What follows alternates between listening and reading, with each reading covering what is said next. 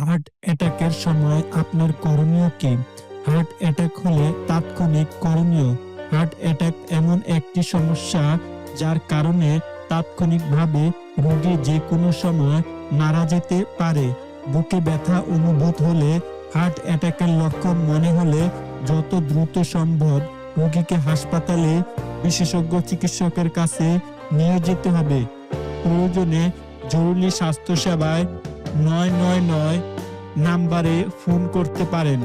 আক্রান্ত ব্যক্তি যেন বেশি নড়াচড়া না করেন সেদিকে খেয়াল রাখতে হবে। শান্ত থেকে পরিস্থিতি মোকাবেলা করতে হবে।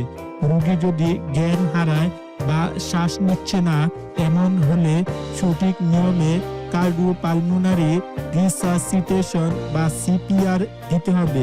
এক্ষেত্রে খেয়াল রাখতে হবে সিপিআর কিভাবে দিতে হয় সেটি জানেন এমন কোনো ব্যক্তি ছাড়া না জেনে কেউ সিপিআর দিতে পারবেন না।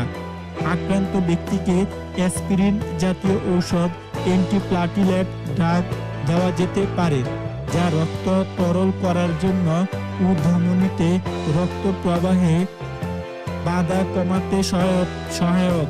কারো যদি আগে থেকে হার্টের সমস্যায় নাইট্রোগ্লিসারিন জাতীয় ঔষধ খাওয়ার পরামর্শ দিয়ে থাকেন চিকিৎসক, তাদেরকে তাৎক্ষণিক অবস্থায় জিহ্বার নিচে ওই ওষুধ দেওয়া যেতে পারে, অন্যদের বেলায় দেওয়া যাবে না।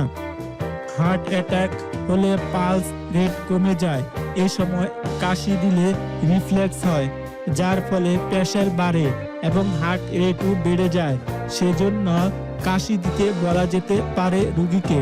চিকিৎসা: ইসিজি ও রক্ত পরীক্ষা সহ প্রয়োজনীয় পরীক্ষার মাধ্যমে হার্ট অ্যাটাক হয়েছে কি না সেটি নিশ্চিত হবে। তাৎক্ষণিকভাবে রোগীর অবস্থা বিবেচনা করে রক্ত যাতে জমাট না বাঁধে, চর্বি না জমে সেজন্য রক্ত চলাচল স্বাভাবিক করা ও রক্ত তরল করার জন্য প্রয়োজনীয় ঔষধ দেওয়া হয় রোগীকে।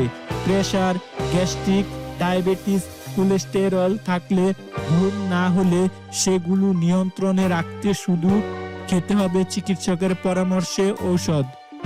একই সঙ্গে খাদ্যাভ্যাস ও জীবনযাপনে পরিবর্তন আনতে হবে। এছাড়া আধুনিক চিকিৎসা হিসেবে অ্যানজিওগ্রাম করা হয়। হার্ট অ্যাটাকের পর অ্যানজিওগ্রাম করা যেতে পারে, আবার পরেও করা যেতে পারে। অ্যানজিওগ্রামের মাধ্যমে দেখতে হবে হার্টের ব্লক আছে কি না।